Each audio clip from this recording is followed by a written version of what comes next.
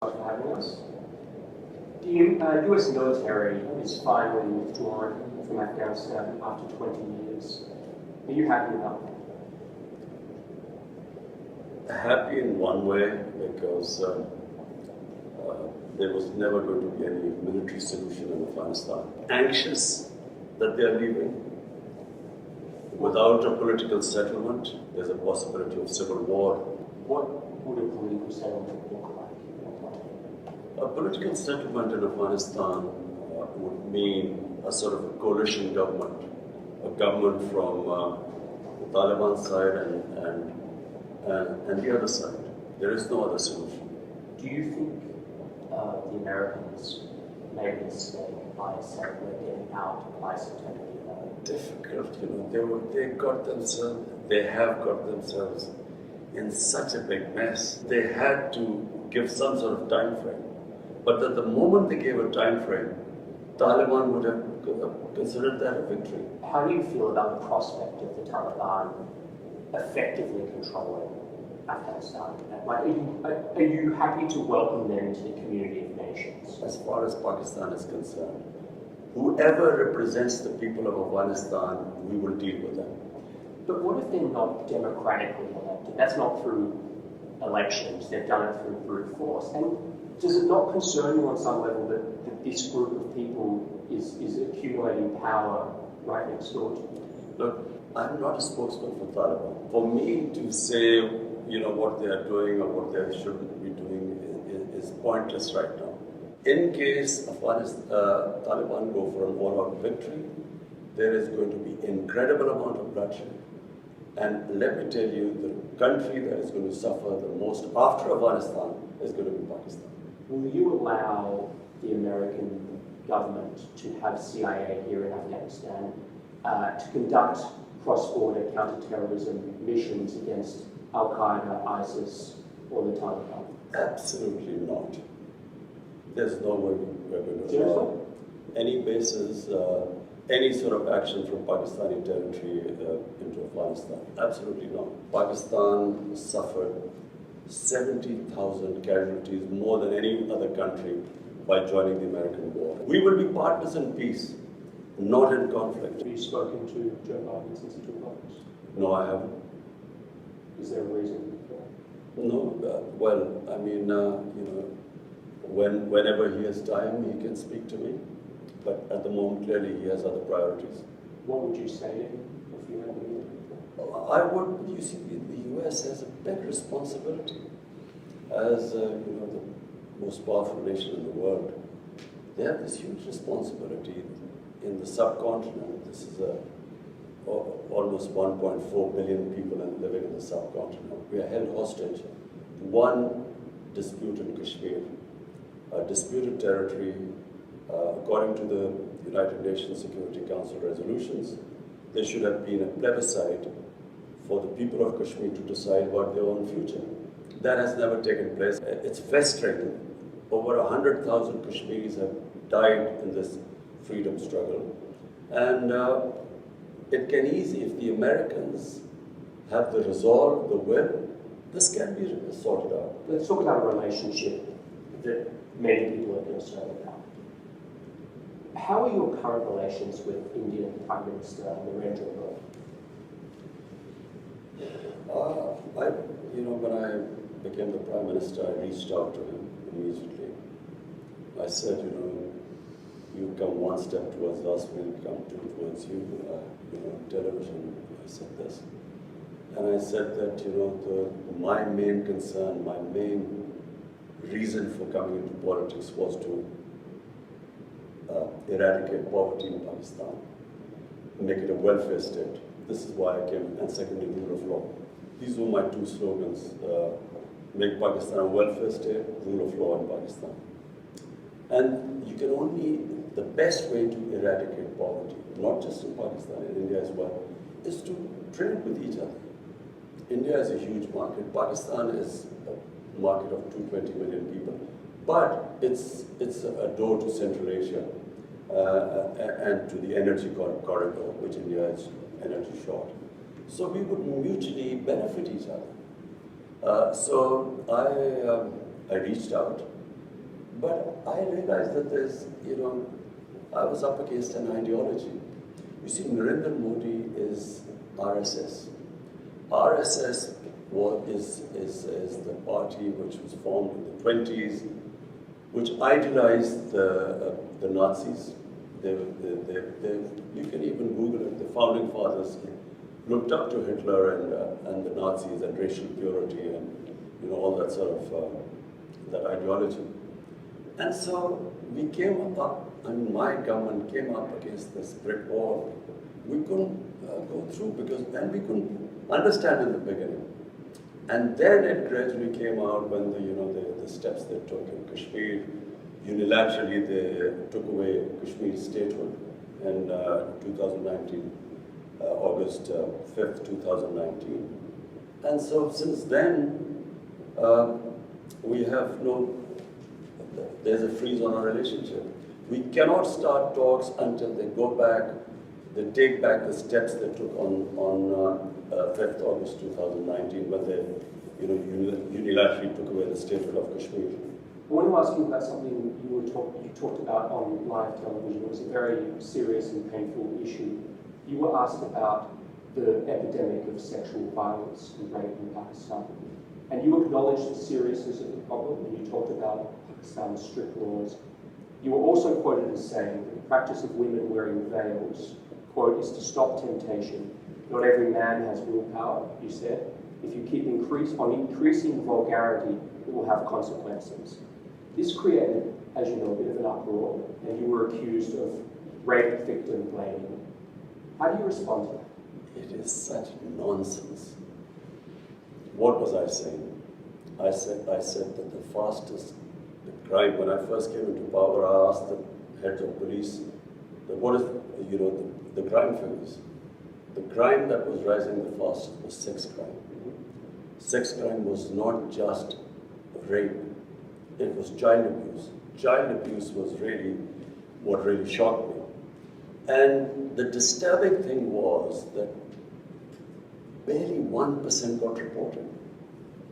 The families of the victims, whether they were girls or whether they were children who were being abused, were so embarrassed that they would not report it.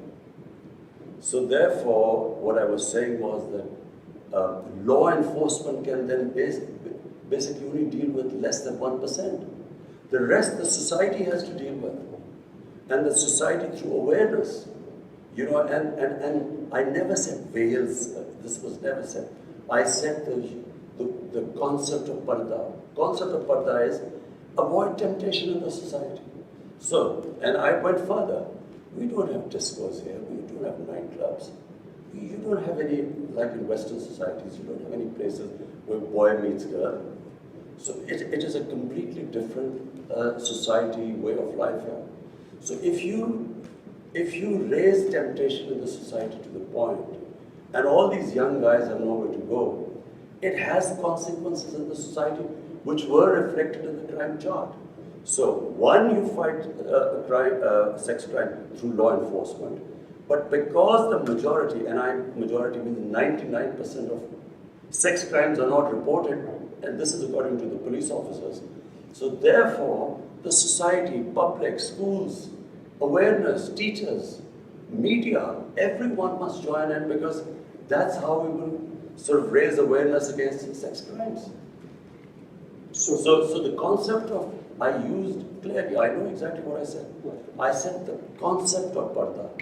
Parda is not just it's to reduce temptation in the society. So this is what I'm trying to get, is the clarity, and I'm glad that you can explain this. What are the forms of temptation that need to be curtailed to stop the rise of rape? For one, and remember, rape is less. Okay, sexual violence. What are the forms of temptation? So child abuse is much more than rape. Okay. So these were the shocking things. So, for instance, one thing we also discovered, because then we did a bit of research on mobile phones. Right. Children have mobile phones. Material available on mobile phones. Children have never been, they've never seen such material in human history. It's never happened. Children have never had this exposure before. So when I said the whole society has to fight, starting from, how do we deal with this? And by the way, we are now trying to find out how to control content on the social media. So that's one, but at the moment it's free for all. And then, television plays, they should be educating people, about the sort of things that children are exposed to. And so when you mean the society, you mean all the various ways, starting from schools, everywhere. The society must fight sex crimes. You also mentioned in that interview Bollywood and Hollywood. Do you believe that Bollywood and Hollywood films have contributed to this rise in sexual violence? Absolutely. When I can only compare when I went to England as an 18-year-old. There were adults-only films. The content on films was completely different. And then we saw it changing throughout. What was taboo maybe in early 70s was acceptable late 70s. So when on films the content gets X-rated and these become acceptable, clearly it has an effect on the society. X-rated is sort of underground. I mean, you don't really believe the Hollywood films or mainstream Hollywood or Bollywood films are causing a rise in sex. No. You see, what kind of films? Let me tell you, Hollywood, the way it works in the subcontinent, from Hollywood it goes to Bollywood, which is in India, which has completely changed again. What was the Indian film industry in the 70s and the 80s, gradually in the 90s, and what it is now, is completely changed. So the content is completely different. And it has an impact on the society. If anyone is telling me that this does not have an impact, you can just read, you can just see the divorce rates, you can see the sex crime. It has an effect both in India and Pakistan. So we then take the content from India, out of the films take it. And so basically what I was saying was that there must be an alternative. You must show an alternative, our own way of life. There is another way of life. Because modernity is not just permissiveness. It's not modernity. If we are thinking that, if you just have more and more permissive content on television or on films, this is modern. It's not modern. Again, I watch a lot of Hollywood films. I don't see anything that would inspire me to commit acts of sexual violence. But Jonathan, you live in a Western society. I know. So you've grown up there. I'm talking about the impact it has on our society. We have seen the change here. There's a massive change taking place.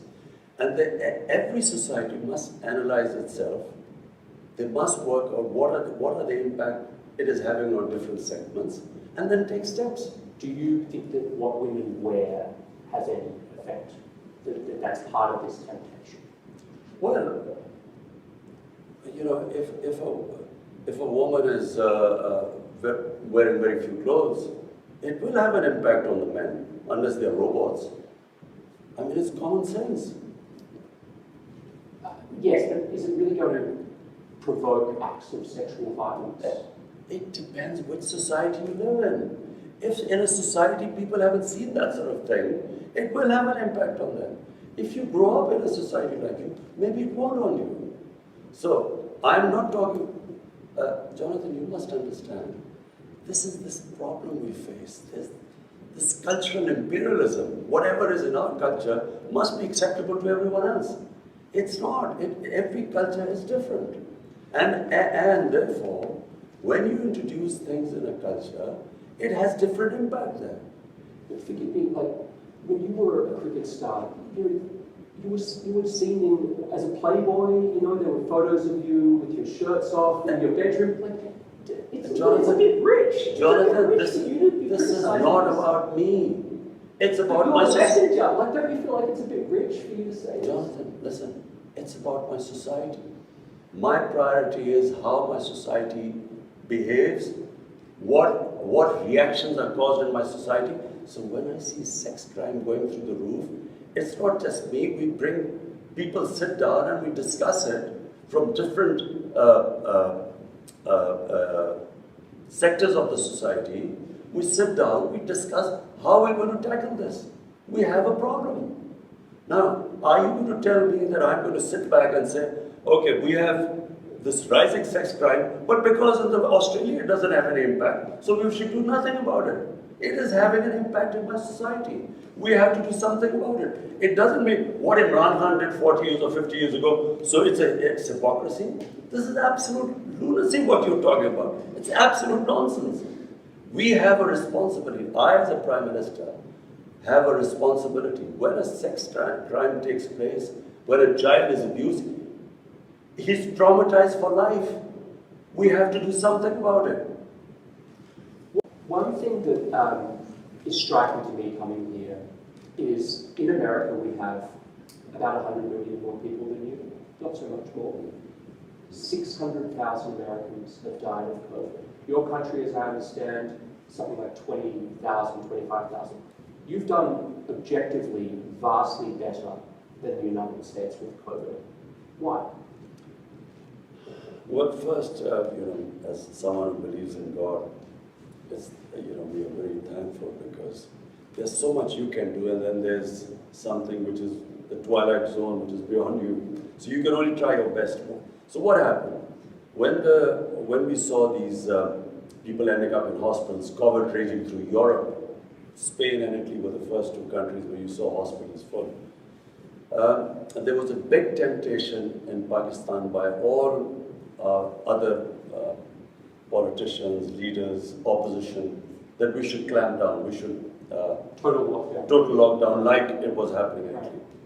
And so, even though I kept asking what will happen to our poor people who are daily wages, 70%, 75% of our workers are in the informal economy. Daily wages, weekly wages. So, but, and watching what was happening in Europe, there was a clampdown. We had smart lockdowns. We then had... What's a smart lockdown? So we had this control and command center where we accumulated daily all data coming from Pakistan. So we got the Pakistan Army involved, all the provinces involved. We would get daily data. We had our doctors sitting there, infectious disease specialists, and they were monitoring the whole thing. And what we did was we would have these hot spots where there was, and we would try and lock them down. But we did not lock down everyone. And that's why we saved our economy from, we would have been destroyed. We already were suffering. Pakistan already had a dire economic situation. Had we locked down, our economy would have just gone belly up. So we saved the economy, and at the same time, because you cannot lock up hungry people, our lockdowns were more effective. India, on the other hand, their Prime Minister gave a 4-hour notice and just imposed a curfew on it. So there were these people, millions of people walking on the roads, clusters, and he did not think what would happen to the poor people. You can't, people, 6, 7 people living in one room, how do you lock them down? And then if you do not provide them food, how long can you keep them inside? So therefore, our balanced approach actually saved us. So Pakistan actually managed to control it too. Secondly, we saved our economy and we came out of it better than other countries. Having said that, we still haven't come out of it completely because until we vaccinate everyone. What's your dream for Pakistan? I repeat, the dream is to raise people out of poverty. That's my biggest, which is why I think what China has done is brilliant, and we've studied all the steps they took for people to get out of poverty. So that's number one. There's nothing worse than poverty in a society. Everything else is secondary.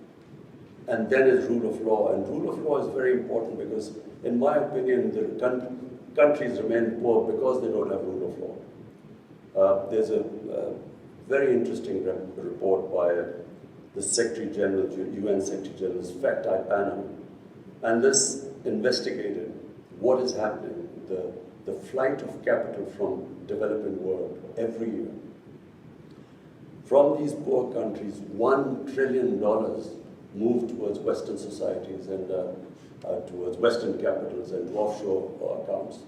So this is and it happens because there's no rule of law, because the powerful can use the system and siphon off this money. Your predecessor did that. The two families that basically ruled Pakistan for 30 years. I mean, they've just taken billions of dollars out of Pakistan. So when this huge amount of money leaves the country, that money could be spent on human development, reducing poverty, on infrastructure, all the ways that you can create wealth. So not only do you get impoverished because that money is taken away, but then they buy dollars to take it out. So it impacts your currency. And when it impacts your currency, when your currency devalues, it raises poverty because it causes inflation. So two things. One is steps taken to reduce poverty, make Pakistan a welfare state. And secondly, to bring the powerful under the rule of law. I want to ask you about one more subject, which is climate change. Pakistan suffers from climate change in a way that I think people in America couldn't begin to understand. Like, you are in the cauldron, almost the ground zero of climate change. Help an American watching this, there's going to be a lot of Americans watching this, help them understand what the stakes are for this issue and what needs to change in your mind. Well, for Pakistan, you see, for the Americans to understand why it is critical for us that the world moves to fight climate change. 80% of all the water in our rivers come from our glaciers, which are in the mountains, Himalayas, Karakoram, the mountain ranges. And if the temperature keeps rising at the rate it is, our glaciers are melting. I was talking to the president of Tajikistan, which is on the other side of the mountains. They said that 1,000 glaciers have melted in their mountains, which bring water to their rivers. So if these glaciers are melting at a fast rate and this temperature keeps rising, then we are facing hundreds and millions of people are going to face starvation. So not just Pakistan, I mean India will face the same thing because the Ganges plain is again hundreds of millions of people and they depend on the water from the Himalayas too. So this is the big problem. But Pakistan's contribution to global warming is minuscule. Our emissions are less than 1%. 1 billion from 2013 to 18. Now we planted already another billion, and now we're going for 9 billion more. So the idea is that we should do our best to fight climate change.